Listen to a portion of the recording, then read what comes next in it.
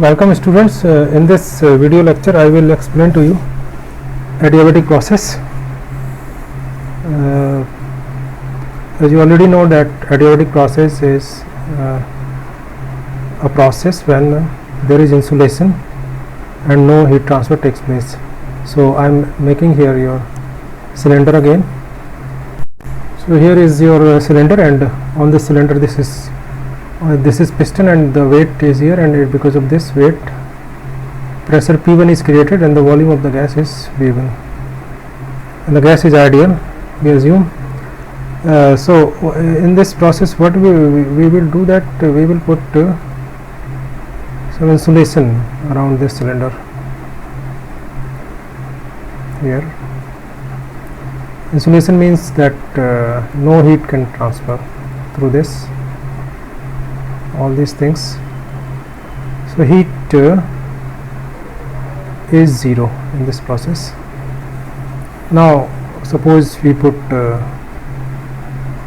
more weight in it, what will happen? That so here this is the state 1 of the gas, in which the pressure is P1 and volume is V1, and you increase the pressure by putting more weight, so it has created at last pressure P2 and volume V2, and no heat was transferred. What will happen in this case? Okay, here temperature is T1. If you will compress and no heat can go out, so the temperature will increase, so you will have here increased temperature. And if you will show this process on a PV graph, it will be like this. So on a PV graph, your state 1 is this, P1, V1 and T1, and if you increase the pressure, the graph will go like this. Ultimately you will reach state 2, and here pressure, volume and temperature, and this is adiabatic curve. And isothermal is like this. Before this we studied isothermal will go like this. If you will maintain the temperature, it will go like this, but adiabatic is little steeper there. This way it comes above the isothermal process. Here the temperature remains constant, so we are not concerned with that. We will just study adiabatic.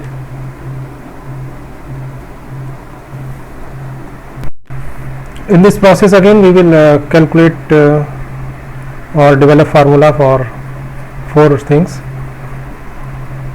In all these numerical problems you will have to do what is delta H, or rather I will write here first in internal energy and delta H, delta U, delta H, what is the work done, what is the heat. We will develop formula for these items. So again I would like to write those formula, useful formula. First is d is equal to dq plus dw. So here I have written all these 6 useful formula, and now I will manipulate something here like this, that I would extend the series or formula by this, that here you see that Cp is your heat capacity at constant pressure, and Cv is heat capacity at constant volume. So we define the ratio Cp by Cv here as this value, that is called gamma. So in many numerical problems you will not be given Cp by Cp or Cv, or you will be given directly gamma value. So you need to note this formula here, that Cp by Cv is gamma. And now we can use this formula to develop relationship between Cp and Cv. How? So I am writing this formula here, U plus PV, and then because this is ideal gas, you can use this thing here, H is equal to U plus RT. Now differentiate it, R is constant, dt. Now divide by dt,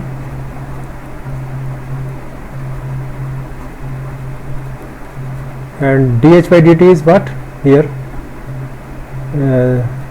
this formula, if you see, it is this Cp, and du by dt is this Cv plus R. So Cp minus Cv is equal to R. It is also a formula, you should remember this, and we will do more manipulations over that. So again I will write here the result of the last page. Cp minus Cv is equal to R, and Cp by Cv is equal to gamma. Now suppose this here, you divide this by Cv, this equation. So what you will get, Cp by Cv is minus 1 is equal to R by Cv, and Cp by Cv is gamma. Minus 1 is equal to R by Cv. So Cv, R by Cv is gamma minus 1. This is you can have this as formula, or you can write this way, R by, and second way can be that divided by Cp, 1 minus Cv by Cp is equal to R by Cp. And what is this? Cv by Cp is 1 over gamma, R by Cp, gamma minus 1, gamma, R over Cp, or Cp you can say that R gamma over gamma minus 1. So you should remember the result of this formula. We will use them in further derivation of formula. So here I have written all these, the extension of formula here I have written. Now we will go one by one. First we will be interested in finding out what is delta U in adiabatic process. So in everything we will take one equation number first. So here adiabatic process, heat transfer is 0, so you will get du and dw. First equation you will get this, and also if you want to calculate du, then you can take this formula. So du is equal to Cv dt, and now if you will integrate it, you will get Cv is constant. In our derivations we take this constant, so Cv, and this is T1 T2, so you will get T2 minus T1. This is your change in enthalpy, internal energy, and in place of Cp, Cv, you can write this also. So Cv is equal to R over gamma minus 1 T2 minus T1. So this is delta U. The same way you can develop formula for delta H also. Just you have to integrate this, and you will get R gamma, that is the Cp value, gamma minus 1 T2 minus T1. So these two formula are for calculation of internal energy, change in internal energy and change in enthalpy, and when you have given when you know the temperature T1 and T2, what temperature change has been there. For example, in this case, if you know temperature T1 and T2, then you can just put these values in this formula, and you will get delta U and delta H. Now comes third is W, calculation of W, and Q is equal to 0 here, so you don't need to calculate that. We will now put our attention for calculation of W, and we will use this result. So dW is equal to du, and already we know du is what? R by, so this way you can calculate work. If you will, I mean, if you will integrate this, you will get the work here. This is the work. And suppose you don't have the value of T1 and T2, you have given only the value of V1 and V2 here. Suppose you know in your numerical these values and you have not been given T2 and T2, then what will we do? You will change this formula to the parameters P1 and V1. How you will change that? You will put ideal gas loss of, for state 1, P1 V1 is equal to RT1, and P2 state 2, P2 is equal to RT2. You put this here, W is equal to R by gamma minus 1, RT2 means you multiply this, RT1, RT2 is P2 V2 and RT1 is P1 V1, divide by gamma minus 1. So if you are given P1 V1 and P2 V2 values, you can directly calculate the work here with this formula. So this is the formula, and in this formula you need to know P1 V1 and P2 V2, but many times you will see in the numerical that this value is not known and only this value is known. So we can manipulate this formula also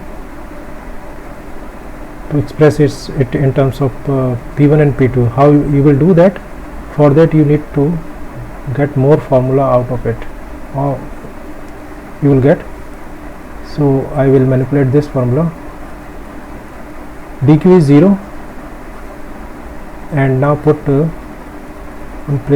here dv, and du is cp dt, cv dt, and in place of pv, p you can write pv is equal to rt.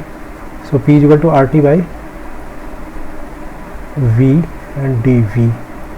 So cv and r you take here, and dt by t here, minus, integrate it now.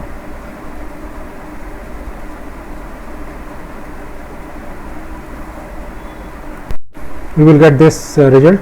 More modify it more, you can see that you will get this kind of expression, and further you will see that this can be converted like this, and then this and this, and ultimately you will get this formula. Now you can write it this way. So you can say that TV gamma minus 1 is equal to constant. Same way, many if you will put PV is equal to RT in it, you will prove that this is also constant. So you will get these kind of formula, and you can consult your book for this. And now when in this formula you will put these formula that we have developed. TV gamma minus 1 is equal to constant, and PV gamma is equal to constant. You will find, you can do yourself, you will find that this formula can be manipulated here this way and also this way also. So what is the beauty of this formula? That you need to know only the initial conditions. For example, in this process, this P1 and V1 you only need to know, and gamma is already given to you. This P1 V1, only pressure you need to know, and also initial condition V1. This you will know this, what is the volume of the gas at the start, but you don't need anything after that. That after the compression you need only what pressure, up to what pressure you have to compress, and otherwise no need to. And the same way here also, T1 you need to know, P2 and P1, that's all. This way I end this lecture here.